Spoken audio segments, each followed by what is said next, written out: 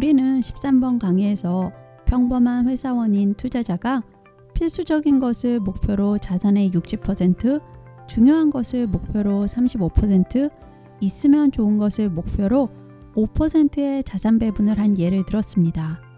그럼 이제 이런 배분을 중심으로 어떤 포트폴리오를 ETF를 이용해 어떻게 만들 수 있을지에 대한 구체적인 이야기를 해보겠습니다. 방법은 우리가 18번째 강의에서 한 올 웨더 포트폴리오를 만드는 법과 비슷합니다. 이제 가지고 있는 자산을 60%는 필수적인 것을 위한 포트폴리오에 35%는 중요한 것을 위한 포트폴리오에 있으면 좋은 것은 5%만 자산을 나눕니다. 그리고 이 자산을 운용하기 위한 3개의 다른 포트폴리오를 만듭니다. 일단 전통적인 투자를 통한 자산 배분에서 첫 번째 필수적인 것에 나누어 놓은 자산에는 그다지 특별히 주목할 만한 점은 없습니다. 지금 우리의 예에서 60%를 나누어 놓은 필수적인 것은 언제나 찾아 쓸 수 있고 수익률이 거의 제로지만 손실 역시 거의 제로라 볼 수 있는 현금에 준하는 예금, 그리고 살 수 있는 집에 들어가 있는 돈 정도로 생각하죠. 이제 중요한 것을 감당하기 위한 포트폴리오와 있으면 좋은 것을 위한 투자 포트폴리오를 만들어 보도록 합시다. 이야기를 쉽게 진행하기 위해 이제 막 직장을 잡은 20대 후반의 젊은 투자자의 예를 들어보도록 하겠습니다. 우선 중요한 것을 위한 포트폴리오를 먼저 구성해야 합니다. 일단 전체 자산의 35% 정도로 이 포트폴리오는 앞으로 20-30년 동안 자산을 쌓아 큰 집을 장만한다던가 하는 인생의 큰 목표를 위해 준비하는 포트폴리오입니다. 이 포트폴리오를 구성할 때는 앞에서 우리가 이야기한 투자할 수 있는 시간과 위험 성향, 그리고 인적 자원까지 고려되어야 합니다.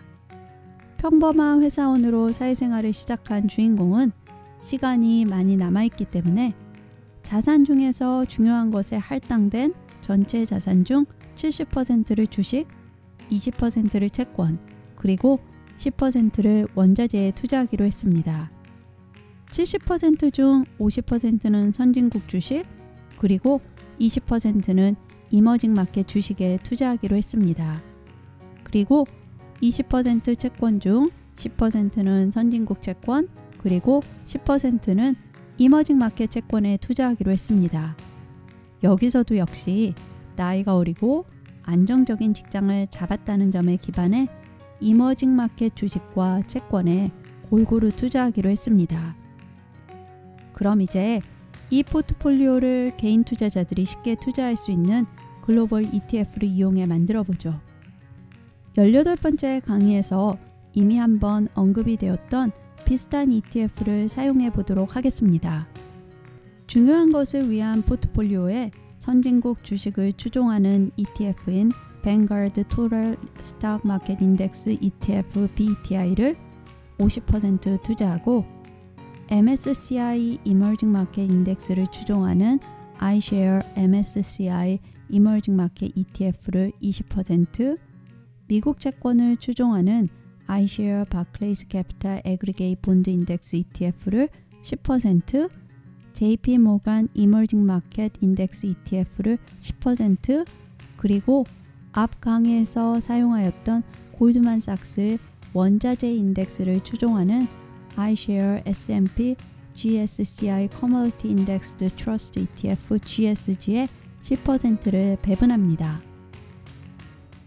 있으면 좋은 것을 위한 포트폴리오는 자산의 5%를 배분했는데 한참 친구들이 비트코인 투자에 빠져 있어 궁금하기도 해서 모든 돈을 비트코인에 투자했습니다.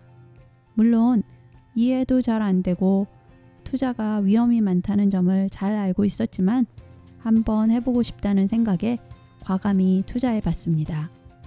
지금 이렇게 중요한 것과 있으면 좋은 것을 나눈 후 따로 투자 포트폴리오를 만들었는데 이를 한번 전체적으로 보도록 하겠습니다.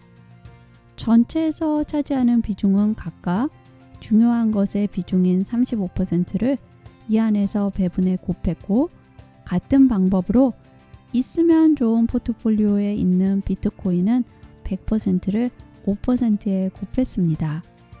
다 하고 보니 전체 자산 중에서 선진국 주식은 17.5%, 이머징 마켓 주식은 7%, 선진국 채권은 3.5%, 이머징 마켓 채권은 3.5%, 그리고 원자재 역시 3.5% 자산을 배분하게 되었습니다. 우리의 예시는 젊은 직장인을 주인공으로 했기 때문에 상대적으로 주식 배분이 많았습니다. 18번째 강의에서 배운 올 웨더 포트폴리오와 비교해 보더라도 그렇습니다.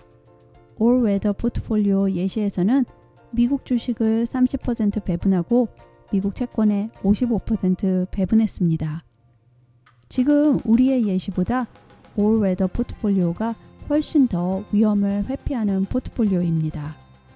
물론 중요한 것을 위한 투자 포트폴리오를 자신의 위험 성향과 나이, 인적 자산 등을 고려해서 올 웨더 포트폴리오처럼 만들 수도 있습니다. 배분의 차이가 어떤 결과를 가져오는지 예시를 들어주기 위해 2010년 1월 1,000만 원을 투자한 경우의 예시를 보여드리겠습니다. 그래프에서 보다시피 배분에 따라 시간에 따라 차이를 가져올 수 있습니다.